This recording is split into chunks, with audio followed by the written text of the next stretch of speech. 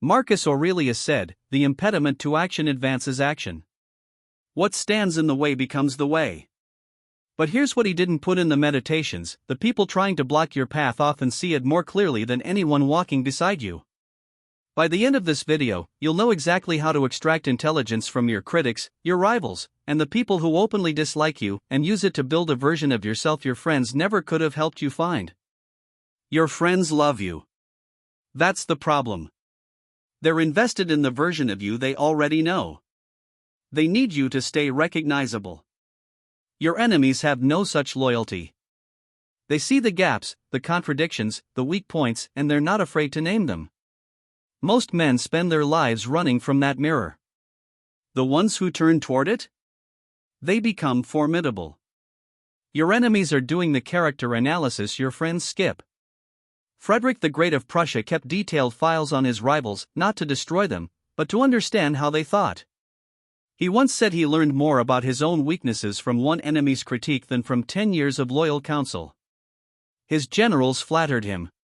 His enemies told him where his flanks were exposed. Friends filter feedback through their need for the relationship to survive. An enemy has no such filter. When someone who dislikes you points out a flaw, they're not softening it, they're not phrasing it kindly, they're just saying it. That raw signal, stripped of social lubrication, is the closest thing you'll get to objective data about yourself. Jung called this the shadow, the parts of yourself you refuse to see. Your enemies are excellent shadow cartographers. Criticism from someone who hates you is often more accurate than praise from someone who loves you. Tolstoy's wife Sophia kept diaries documenting his contradictions, the man preaching simplicity while living in a mansion, advocating for peasants while being served by them. He hated reading her diaries. But the portrait she painted was sharper than anything his disciples ever wrote about him. His followers saw a prophet. She saw a man. Both were true. Only one was useful for growth. Praise confirms the identity you already hold. Criticism, especially hostile criticism, targets the gap between who you think you are and how you actually show up. The Stoics had a practice called premeditatio malorum, negative visualization. Treating your enemy's critique like a stress test for your self-concept is the social equivalent. You find the structural weaknesses before they collapse under real pressure. The pattern of who dislikes you reveals what you're actually projecting into the world. Nietzsche wrote that resentment in others is often a reaction to someone who doesn't play by the group's unspoken rules. If the same type of person keeps turning against you, the conformist, the insecure manager, the social climber, that's not random. That's data. It means you're doing something that threatens a particular kind of person. The question isn't why they dislike you. The question is, what am I representing that destabilizes them? Kierkegaard called this the crowd's revenge on the individual. When you start to differentiate, when you develop real opinions, real boundaries, real standards, people who haven't done that work experience it as an accusation. Their hostility is a map. It shows you exactly where you've grown beyond what was comfortable for them.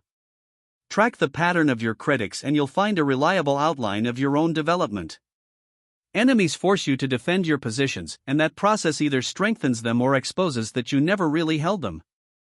Epictetus was a slave who was tortured by his master Epaphroditus. His leg was broken deliberately, reportedly to test his composure. Epictetus told him calmly that the leg would break. It did. He said, "Did I not tell you?" The hostility forced him to inhabit his philosophy completely. Most men hold beliefs the way they hold umbrellas, useful in a storm, forgotten when it clears. Adversity doesn't create character. It reveals whether the character was ever there. Viktor Frankl described this as meaning testing under pressure. When someone attacks your worldview, your choices, your values, the resistance you generate in response is diagnostic.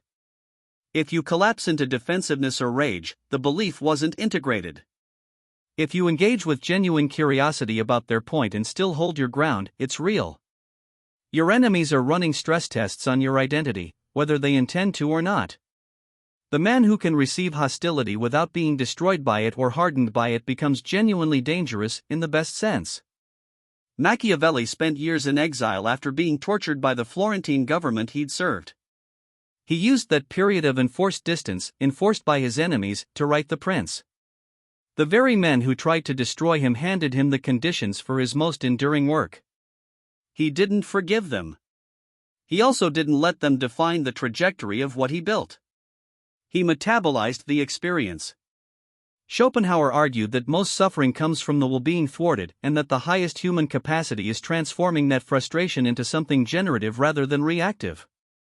Camus framed it differently: the absurd hero doesn't pretend the obstacle isn't there. He looks at it directly, finds it meaningless to fight against, and builds anyway. The man who learns to process opposition rather than just absorb or deflect it develops a kind of psychological immune system. He becomes harder to destabilize, which paradoxically makes him harder to oppose. 3 things to take from this. 1. Your enemies are giving you unfiltered feedback your friends won't.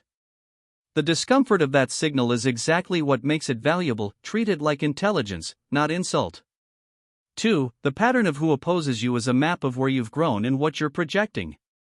If you keep attracting the same kind of hostility, you're not unlucky, you're legible in a way you haven't examined yet. 3. The capacity to receive adversity without collapsing or calcifying is the core skill. Not resilience in the soft sense, actual metabolization. You take in what's true, you discard what's projection, and you build with what remains. That's not positivity. That's Stoic engineering. If this resonated, subscribe. We drop one every Tuesday and Friday. And if you want to go deeper on this, the next video covers something Seneca wrote about enemies that most people completely misread. It's worth your time.